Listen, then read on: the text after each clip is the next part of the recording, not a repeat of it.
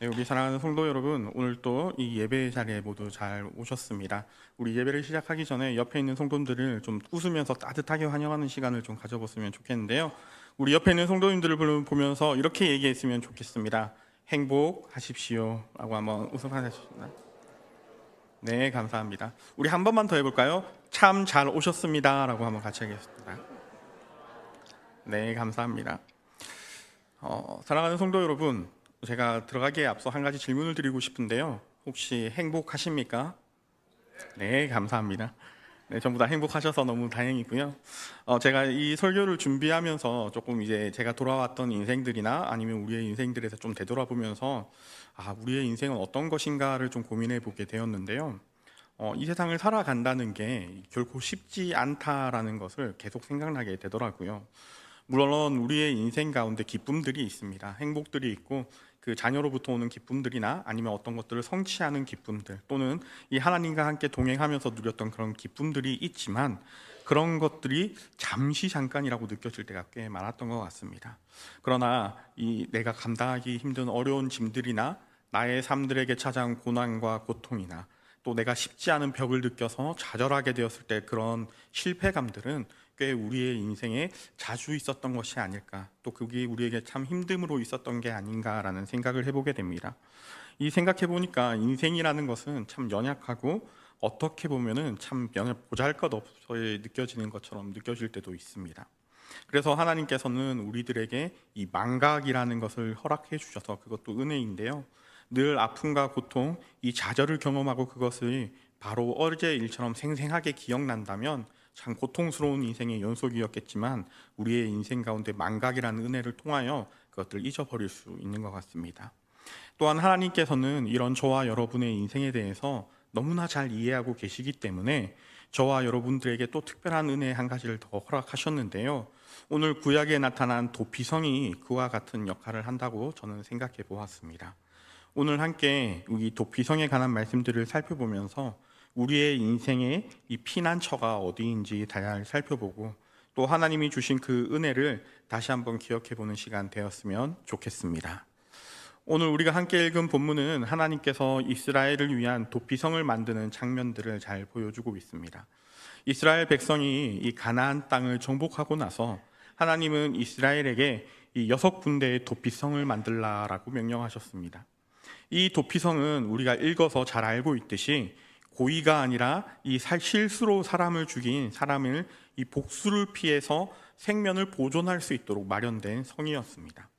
의도하지 않게 사람을 죽였을 때나 다른 사람에게 악의를 가지지 않고 내가 그렇게 하려고 하지 않았는데 이 우발적으로 죄를 지어서 내가 가해자가 되었을 때 그런 사람들을 보호하기 위해서 이 도피성을 지으신 것입니다.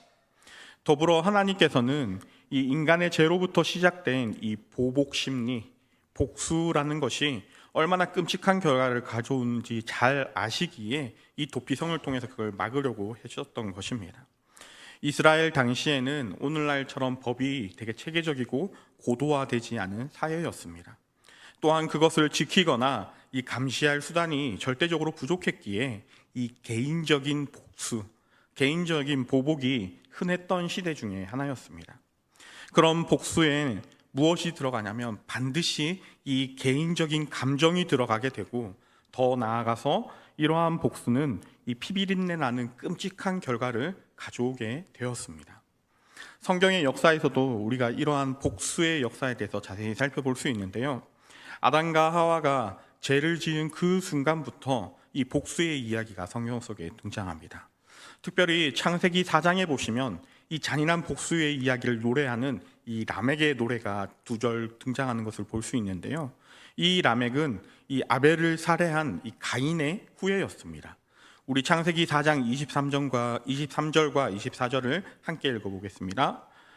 라멕의 아내들에게 이르되 아다와 실라여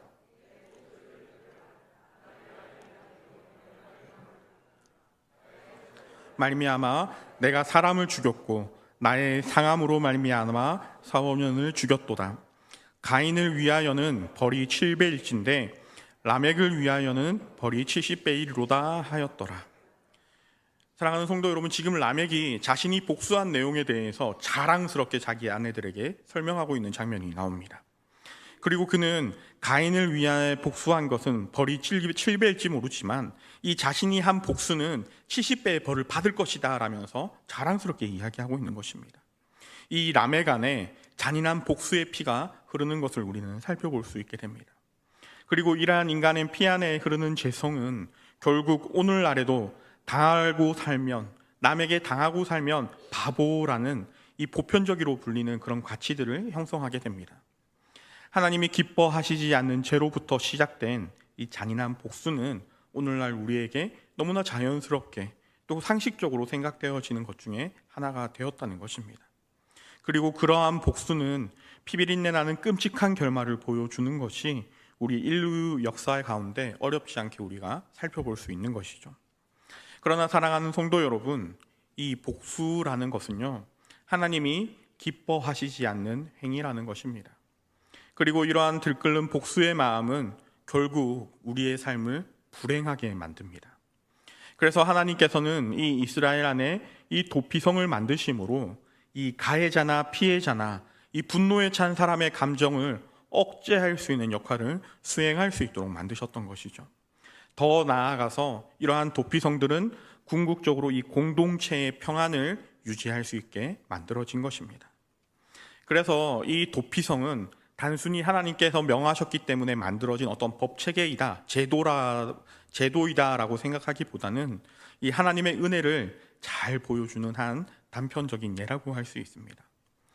사실 하나님께서는 참 인간들을 사랑하시고 이 자비의 하나님이십니다.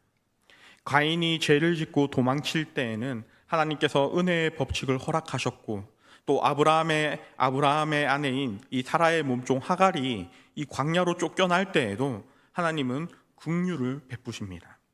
그래서 이 죄 많은 인생들에게 보복의 원리가 아니라 은혜의 원리를 알려주고자 하시는 것이죠. 사랑하는 성도 여러분, 오늘날을 살아가는 저와 여러분들에게도 이 도피성이 반드시 필요합니다. 이렇게 이야기하면 우리는 누군가를 죽이지 않았는데요, 나는 누군가 이 부지 중에 살인한 적이 없는데요 라고 생각하실 수도 있겠습니다. 그러나 그러한 것들뿐만 아니라 하나님께서 중요하게 보시는 것은 이 이웃 사랑이라는 것입니다. 이상하게도 오늘날 교회에서는요, 참 상처받으시는 분들이 참 많으십니다. 교회에 와서 혹시 교회에서 상처받으신 분들 계십니까? 라고 물으면 많은 분들이 저는 교회에서 상처받은 적이 있습니다 라고 이야기합니다. 제가 이 자리에서 한번 질문을 해보겠습니다. 부끄러우니까 손은 들지 마시고요, 저의 눈을 쳐다봐 주시면 제가 그런 줄 알겠습니다. 혹시 교회에서 상처받으신 적 있으십니까? 네, 많으시죠. 목사님에게 상처받기도 하고, 때로는 장로님에게 상처받기도 하고, 또 밥을 먹다가 상처받기도 하고, 어떨 때는 예배드리면서 찬양하다가도 마음의 상처를 받을 때도 있습니다. 그러나 사랑하는 성도 여러분, 이 반대로 교회에서 당신은 누군가에게 상처 준 적이 있습니까? 라고 물으면 나는 그런 적은 없던 것 같아요. 그게 상처받았을까? 라고 생각하시는 성도님들이 많다는 것입니다. 그런 그 많은 상처받으신 분들은 도대체 누구에게 상처받으셨을까요? 사랑하는 성도 여러분, 저와 여러분들은 죄 가운데 태어난 죄인이라서 이 알게 모르게 남을 상처 주는 말과 행동을 하게 됩니다. 나만 모를 뿐이지 나는 우리 가족 간에도 상처 주기도 하고, 교회 안에서 상처 주기도 하고, 또 관계에서 삐그덕댐을 경험하고 사는 것이죠. 행동으로, 마음으로 남을 미워할 때도 있습니다. 그런데 사랑하는 성도 여러분, 이 남을 미워하는 행동, 성경에서는 그 행위, 그 생각만이라도 살인이라고 하나님께서 말하셨습니다. 요한일서 3장 15절을 우리 함께 읽어보겠습니다. 그 형제를 미워하는 자마다 살인하는 자니 살인하는 자마다 영생이 그 속에 거하지 아니한 것을 너희가 아는 바라. 의도적으로나 때로는 이 노골적으로나 때로는 알게 모르게 사람을 미워하고 상처 주고 피해 주는 일들을 우리는 반드시 하게 됩니다. 만약에 하나님께서 우리에게 죄를 묻고자 하신다면 우리 중에 누가 하나님 나는 죄 짓지 않았습니다, 하나님 나는 살인을 한 적이 없어요 라고 말할 수 있는 사람이 누가 있겠습니까? 우리는 다 죄 안에 거하기 때문에 지금 우리가 보기에 굉장히 큰 죄를 지어서 감옥에 가 있는 그 죄수들이나 지금 이 자리에서 거룩하게 예배드리고 있는 우리들이나 하나님의 보시기에는 똑같은 죄인이라는 것입니다. 죄로 인해 참 보잘것없고 연약한 것, 그리고 그것을 참 인정하기 싫어하는 것이 바로 저와 여러분들의 그 마음이라는 것입니다. 도피성은 가나안의 게데스와 세겜과 헤브론에 위치하고 있었고 요단 동편의 바산 골란과 라못과 베셀이라는 지역에 만들어졌습니다. 이스라엘 땅에 골고루 나누어져서 이렇게 만들어졌는데요, 어디든지 언제든지 이 도피성을 향해 도망갈 수 있도록 그렇게 만들어진 것입니다. 특별히 도피성을 향한 이 길은 누구나 알 수 있도록 큰 길로 만들어졌고요, 도피성은 높은 곳에 위치하고 있어서 어디에서 보든 저기가 도피성이구나라는 것을 알 수 있었습니다. 가는 길에는 선명한 이정표를 만들어서 이 길을 잘 만들어서 복잡하지 않도록 만들었습니다. 도피성은 누구나 언제든지 갈 수 있는 그런 피난처였던 것입니다. 하나님의 끝없는 자비와 사랑으로 어떻게든 사람을 살려내려 하시는 것이 이 도피성 제도였다는 것입니다. 그리고 이 도피성은 우리가 잘 알듯이 신약에 와서는 이 십자가를 향하고 있습니다. 예수 그리스도의 십자가는 우리의 모든 필요를 알고 있기 때문에, 또 우리의 모든 죄를 알고 있기 때문에, 또 우리의 그런 허망한 좌절하는 또 인생의 덧없음을 너무나 잘 알고 계시기 때문에 우리의 완벽한 피난처가 되실 수 있는 것이죠. 특별히 오늘 본문에 나온 이 도피성의 이름들을 살펴보면 이 하나님의 피난처가 어떤 역할을 하게 되는지 우리는 조금 유추해 볼 수 있게 됐는데요. 먼저 첫 번째로 게데스라는 도피성의 이름은, 이 게데스라는 말은 성결, 송소의 뜻으로 쓰이고 있습니다. 즉 하나님의 이 거룩함에 대해서 이야기하고 있는 것이죠. 사랑하는 성도 여러분, 우리는 늘 인생에서 이런 후회를 하기도 하는데요, 그때 내가 왜 그랬을까라는 묵은 후회와 아쉬움, 그리고 더 나아가서는 죄책감을 가지고 살아갈 때가 있습니다. 사람이 왜 죄를 짓고 숨는지 아십니까? 두렵고 수치스럽기 때문에 그렇습니다. 아담과 하와가 자신들의 죄를 인지하고 제일 먼저 무화과 나뭇잎으로 자신들을 가리고 하나님을 피해서 도망치게 됩니다. 두렵고 수치스럽기 때문입니다. 그리고 저는 그때 이 아담과 하와의 마음에 반드시 그들이 이렇게 되뇌었다고 생각합니다. 내가 왜 그랬을까? 우리의 인생에서도 때로는 도망쳐버리고 싶고 가리고 싶은 일들이 한두 가지가 아닙니다. 나는 인생을 왜 이렇게 살았을까? 나는 그때 왜 그런 실수를 했을까? 내가 왜 그랬을까? 그리고 이런 문제는 내가 아무리 발버둥 쳐도 해결할 수 없는 문제들입니다. 그러나 사랑하는 성도 여러분, 우리 예수 그리스도는 거룩하신 분입니다. 모든 부정한 자들의 소망이 되시는 분이 우리 예수님이십니다. 오직 거룩하신 분만 성결하게 하실 수 있습니다. 모든 인간의 노력은 여러분 물거품으로 돌아가 버리지만 그리스도의 십자가는 그렇지 않습니다. 우리가 피할 곳은 오직 게데스, 거룩한 예수 그리스도의 십자가 그늘 아래라는 것입니다.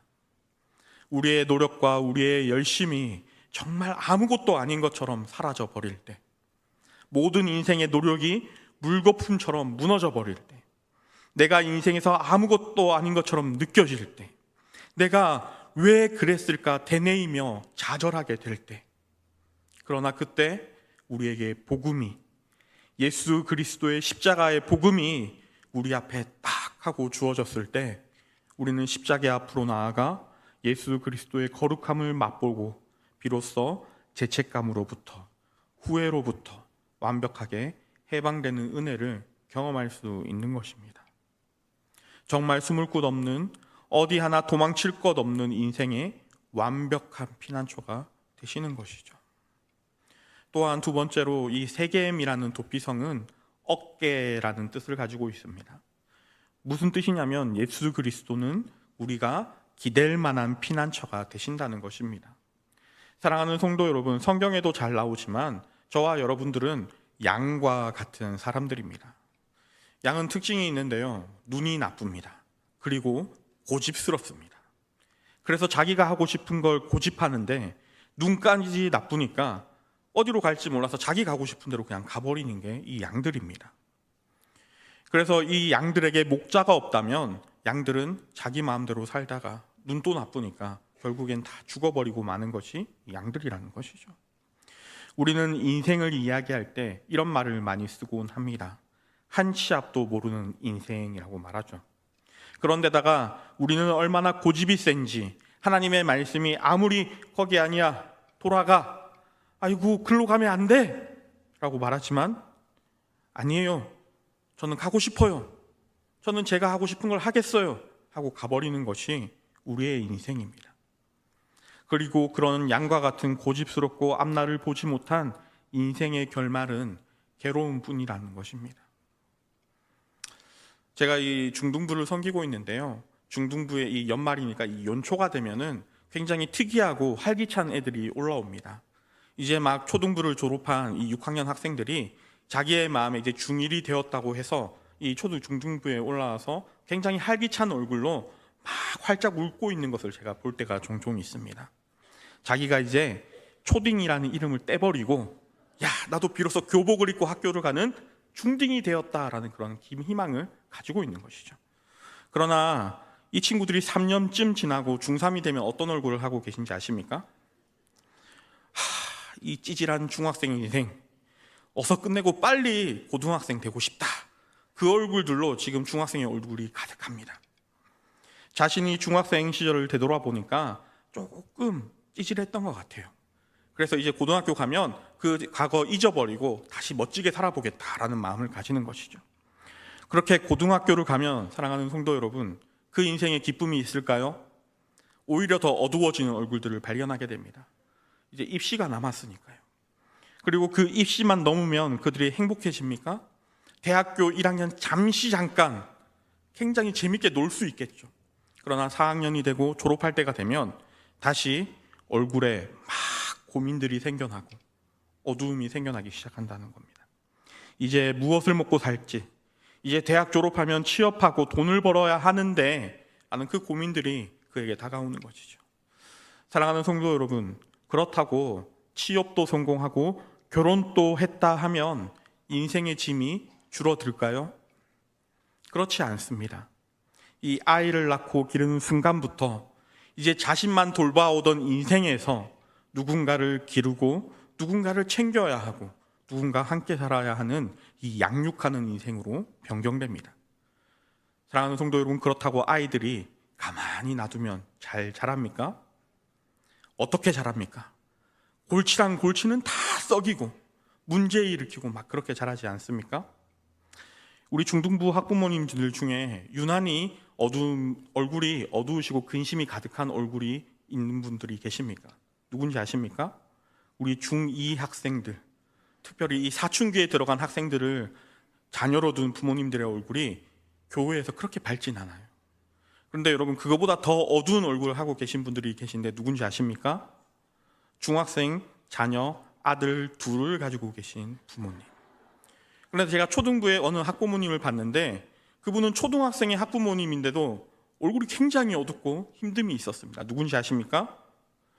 초등학생과 중학생 아들 셋을 가지고 계신 부모님입니다. 그분들은 굉장히 저에게 친절하게 대하면서 어머 목사님이라고 얘기하지만 돌아서서 아이들을 향해 얘기할 때 야! 똑바로 하래! 굉장히 그 얼굴과 어울리지 않는 고성을 하시는 분들이 계신다는 것이죠. 그렇다고 아이들을 다 키우고 대학까지 보내면 인생의 짐이 줄어듭니까? 그렇지 않죠. 아이들이 타지나 멀리서 고생하지는 않는지, 또 결혼이라고 한다 치면, 또 취업이라고 한다 치면 얼마나 문제가 많은지, 모든 것이 걱정에서 시작되고 걱정으로 끝나고 모든 짐을 지고 가는 것이 우리의 인생 아니겠습니까? 그렇게 고집세고 내가 하고 싶은 대로 하는 인생의 짐을 들고 가는 양과 같은 저와 여러분들에게 누가 찾아오셨습니까? 예수 그리스도가 친히 찾아오셨습니다. 그리고 예수님께서는 우리에게 이렇게 말씀하시죠. 유명한 구절인데요. 마태복음 11장 28절인데 함께 읽어보겠습니다. 수고하고 무거운 짐진 자들아 다 내게로 오라 내가 너희를 쉬게 하리라. 아멘. 예수님은 그런 저와 여러분들의 인생을 너무나 잘 이해하고 계시고 또 그런 인생의 고민과 고통, 아픔, 또 슬픔을 모두 다 아시는 분이십니다. 그래서 우리는 그 어디에서 기댈 수 없고 내 짐이 내려놓을 곳 없는 이 인생 가운데 한 치 앞도 내다보지 못해서 우왕좌왕하고 내가 하고 싶은 대로 살아보니까 실패와 두려움과 괴로움만 가득한 이 인생 속에서 예수님을 찾아가 기댈 수 있는 것입니다. 우리는 그 예수님의 발 앞에 우리의 짐을 내려놓고 그분의 어깨에 기대기만 하면 되는 것이죠. 사랑하는 성도 여러분, 그래서 오늘 이 밤에 저와 여러분이 이 자리를 찾아왔고 새벽마다 그 기도의 초소를 찾아 예수님을 구하고 하나님을 구하는 것 아니겠습니까? 예수님의 어깨에 우리의 삶을 내어 맡길 때 우리의 삶을 충분히 이끌어내어 주시는 능력의 하나님이 오늘 저와 여러분들의 하나님인 줄 믿습니다. 이어서 헤브론이라는 도피성은 이 연합이라는 뜻을 가지고 있고요. 이 소통, 교제, 교통이라는 뜻을 가지고 있습니다. 그래서 이 연합과 교통, 교제라는 말을 우리가 표현할 수 있는데요. 이 땅에서는 하나님과의 교제가 끊어지는 사람들이 참 많습니다. 그러나 이 하나님과의 끊어진 사람들, 이 하나님의 품을 떠난 순간부터 인간들은 방황을 하게 됩니다. 우리가 탕자의 비유에서도 알 수 있듯이 이 아버지를 떠난 아들의 삶에 문제가 시작되고 고난이 시작되는 것을 우리는 살펴볼 수 있습니다. 모든 것을 아버지가 책임져 주시다가 이제는 내가 책임져야 되는 삶으로 살아가게 되는 것이죠. 그러나 여러분 생각해 보십시오. 책임지지 못하는 사람이 책임지려고 하니까 얼마나 힘이 들겠습니까? 그때부터 모든 것이 뒤틀리기 시작하는 것입니다. 오늘날 현대를 살아가는 많은 사람들이 겪는 고통 중에 가장 큰 고통 중에 하나는 외로움입니다. 점점 개인주의가 심해지는 것이 오늘날의 현실입니다. 사실 홀로 외로이 있는 것 자체가 이 독방에서 혼자 사는 것과 다름이 없고 점점 더 개인으로 나의 것, 나만 생각하며 이 고립되기 시작하는 것입니다. 가족들이 함께 둘러앉아 먹던 밥상이 이제 개인주의화가 되어서 이야기하고 의견을 나누기보다 밥을 먹으면서 휴대폰만 하고 있는 것입니다. 나와 너라는 관계가 끊어지는 것이 오늘날의 시대라는 것이죠. 그러나 사랑하는 성도 여러분, 성경은 우리 하나님께서는 항상 공동체를 강조하고 있다는 것을 우리는 기억해야 합니다. 하나님께서 우리에게 교회와 가정을 주신 것도 그런 이유 때문일 것입니다. 비록 우리가 완전하지 않지만 우리는 부실하고 연약하지만 이 하나님의 몸인 공동체를 통하여 이 세상 어디에서도 경험할 수 없는 것을 경험하게 하시는 것이 바로 우리 교회라는 곳 아니겠습니까? 바울이 이야기하듯 이 그리스도의 몸된 공동체라는 이 교회 안에서 우리가 누릴 수 있는 특별한 축복과 은혜가 있다는 것입니다. 요한일서 1장 3절에서는 이렇게 이야기합니다. 우리 함께 읽어보겠습니다.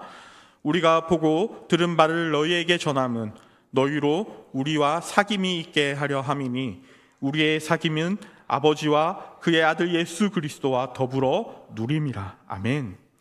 예수님께서도 이 공생의 시절에 12 제자들과 함께 공동체를 이루면서 생활하셨습니다. 그리고 그들을 어떻게 불러주셨습니까? 친구라 불러주셨다는 것입니다. 요한복음 15장 15절입니다. 이제부터는 너희를 종이라 하지 아니하리니 종은 주인이 하는 것을 알지 못함이라. 너희를 친구라 하였노니 내가 내 아버지께 들은 것을 다 너희에게 알게 하였음이니라. 아멘. 하나님께서는 이 아브라함 또 버지라고 얘기하셨습니다. 동일하게 저와 여러분들을 친구라고 불러주신다는 것입니다. 사랑하는 성도 여러분, 우리에게 친구가 어떤 존재입니까? 아무런 서스럼 없이 이 만나기만 하면 그 마음이 너무나 편해지고 나의 모든 것들을 내어놓고 이 가족과도 못하는 이야기를 내어놓고 이야기하는 것이 또 그것들을 함께 공유하는 것이 친구라는 관계 아닙니까? 하나님과 우리가 그런 친구의 관계라는 것입니다. 그러나 이 사람 사이의 친구는 어떻습니까? 어떨 때는 조금 이 친구와 대화하는 것도, 이 친구와 같이 있는 것도 조금 긴장해야 될 때가 있습니다. 저 친구가 혹시 상처받으면 어떡하지? 나의 이 이야기가 저 친구에게 자랑처럼 느껴지면 어떡하지라는 긴장을 해야 될 때가 있습니다. 그러나 이 하나님과 우리 사이에는 그런 것 전혀 없다는 것입니다. 그저 하나님을 만나고 교제하고 이 모든 것을 들어주시는, 모든 것을 용서해 주시는 그런 하나님께서 나의 친구라는 것입니다. 이것보다 우리에게 더 위로가 되고 든든한 것이 어디에 있겠습니까? 이 세상 모든 만물을 지으시고 주관하신 하나님께서 나의 친구 되어 주신다는 것입니다. 그러니 정말 이 완벽한 우리의 인생의 피난처 되시고 나의 친구 되어 주시는 예수님이 되시는 것이죠. 이어서 베셀이라는 도피성은 이 요새라는 뜻을 가지고 있습니다. 하나님의 흔들리지 않는 보호하심을 뜻하고요. 우리는 참 연약한 이 질그릇과 같은 인생이지만 우리를 보호하여 주시는 예수 그리스도는 우리의 강한 성루가 되어 주신다는 것입니다. 그래서 그분께 나아갈 때 우리는 흔들리지 않는 안전함을 누릴 수 있다는 것이죠.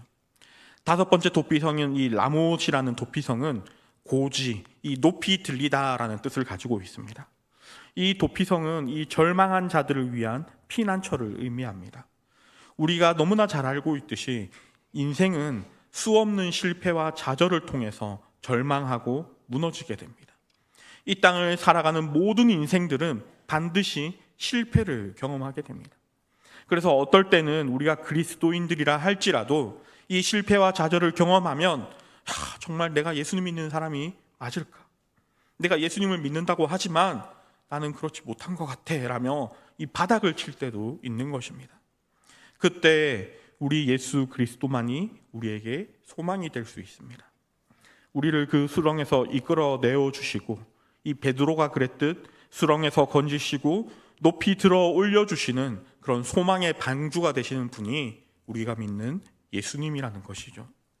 이 마지막 여섯 번째 도피성은 골란이라는 곳인데요. 이 기쁨과 소망이라는 뜻을 가지고 있습니다. 당연히 우리는 예수 그리스도 안에 거할 때 우리에게 무엇보다 이 기쁨이 넘치는 인생이 되는 것입니다. 사랑하는 성도 여러분, 이렇듯 우리의 진정한 안식과 쉼, 그리고 우리의 진정한 피난처는 예수 그리스도 뿐이십니다. 그래서 오늘 성경이 우리에게 무엇이라 말하고 있습니까? 우리에게 피할 곳이 있다. 너희가 피할 곳이 있다라고 말해주시는 것입니다. 이 척박한 세상 속에서 정말 우리가 이 무거운 인생의 짐을 지고 혼자 살아가는 것 같고, 나만 실패하는 것 같고, 나만 좌절하는 것 같고, 나만 가난한 것 같고, 나만 고통받는 것 같고, 나만 외로운 것 같은 그런 길이 보이지 않는 그런 죄를 가진 인생의 삶 속에 피할 곳이 있다는 것입니다. 예수 그리스도, 그분이 우리의 완벽한 도피성이시면서 완벽한 피난처 되어 주신다는 것입니다. 사랑하는 성도 여러분, 그래서 우리는 우리에게 인생에 이 고난과 고통이 찾아올 때, 또 우리의 짐이 너무 무거울 때, 또 때로는 좌절하고 두려움이 찾아올 때 우왕좌왕하거나 내가 어찌해야 될까? 이 땅에서 그 해결책을 찾으시면 안 된다는 것입니다. 탄식하고 벽을 치시기보다 그리스도께 피해야 한다는 것입니다. 사랑하는 성도 여러분, 우리가 너무나 잘 알고 있지만 예수 그리스도를 의지하시기 바랍니다. 오늘날 이 세상 사람들은 문제가 생기고 어려움이 닥치면 이 죄를 짓고 바닥을 치고 인생을 치며 한탄하며 분노를 쏟아내기를 바쁩니다. 혼란 속에서 살아가기 바쁩니다. 그런데 오늘 저와 여러분들은 우리가 그때 우리의 인생에 문제가 생기거나, 아니 우리의 인생에 살아가기 답답할 때, 내가 어디로 가야 될지 모를 때 우리가 달려가야 할 곳이 명확합니다. 혹시 내 삶에 아무런 어려움도 없는 것 같고 굳이 내가 피해야 될까라는 생각을 가지시구나, 지금 내 삶이 너무 안정적이어서 나는 피할 곳이 없는데 라고 생각하시는 성도님 혹시 계십니까? 기도하셔야 합니다. 여러분은 어느 때든지 언제든지 시간만 나면, 우리가 틈만 보이면 저와 여러분들을 잡아먹으려고 하는 사탄이 항상 우리를 그 틈을 바라보며 넘어뜨리려 하고 좌절시키기 위해서 준비하고 있기 때문입니다. 사랑하는 성도 여러분, 기쁘나 슬프나 좌절하나 행복하나 예수 그리스도 앞에 나오십시오. 그분이 정말 우리의 유일하고 너무나 완벽한 피난처 되시기에 오늘날 저와 여러분이 이 자리에서 하나님의 영광을 올려드리고 있는 것 아닙니까? 아침 일찍 일어나 기도의 취소를 찾고 메어 달리고 기도하는 그분이 우리 예수 그리스도이십니다. 절대 잊지 마시기 바랍니다. 교회를 왔다 갔다 하는 것이 우리가 부여잡아야 할 것이 아니라 예수 그리스도라는 그 십자가, 그것이 우리의 희망이며 소망이며 우리의 유일한 이 구원임을 기억하시기 바랍니다. 우리 마지막으로 함께 믿음의 말씀을 같이 선포하고 마쳤으면 좋겠는데요. 제가 개인적으로 되게 좋아하는 성경 구절 중에 하나입니다. 히브리서 4장 16절의 말씀인데 한번 같이 읽으시고 예배 마치겠습니다. 우리 함께 읽어보겠습니다. 그러므로 우리는 긍휼하심을 받고 때를 따라 돕는 은혜를 얻기 위하여 은혜의 보좌 앞에 담대히 나아갈 것이니라. 아멘. 우리 한 번만 더 같이 읽어보겠습니다. 그러므로 우리는 긍휼하심을 받고 때를 따라 돕는 은혜를 얻기 위하여 은혜의 보좌 앞으로 담대히 나아갈 것이니라. 아멘. 사랑하는 성도 여러분, 한 해를 마무리하는 연말입니다. 이 한 해를 잘 돌아보시고 우리의 인생 끝날까지 하나님과 동행할 수 있는, 또 이 십자가를 향해 예수님과 동행하며 세상을 향해 나아갈 수 있는 우리 귀한 대길의 모든 성도님들 되길 간절히 소원하고 축복합니다. 기도하겠습니다. 참 사랑이 많으신 하나님 아버지, 오늘 또 우리가 주님의 존존 앞에 나와 하나님의 말씀을 듣고 찬양하고 또 기도하였습니다. 하나님, 우리가 오늘 하나님의 말씀을 들었듯이 우리가 언제나 예수 그리스도를 찾아갈 수 있는, 또 우리가 그 예수님을 찾을 수 있는 그런 기억력과 또 은혜와 우리의 신앙을 허락하여 주십시오. 우리가 예수 그리스도의 이름을 부르며 아버지 예수님을 간절히 찾을 때 하나님, 우리를 모른다 하지 마시고 하나님의 가장 강하신 발로 우리를 지켜주시고 우리와 함께하여 주시기를 소망합니다. 사랑의 하나님, 우리가 연말을 맞이하여 새로운 연도를 준비하고 있습니다. 아버지, 한 해를 되돌아보며 우리와 함께 동행했던 그 하나님의 기억들, 또 놀라운 하나님의 은혜들을 기억할 수 있도록 도와주시고, 또 새로운 한 해에도 하나님과 동행할 수 있고 하나님과 늘 함께할 수 있는 우리 대길교회 모든 성도님들 될 수 있도록 주님 도와주십시오. 함께하여 주심을 믿사오며 예수 그리스도의 이름으로 기도드렸습니다. 아멘.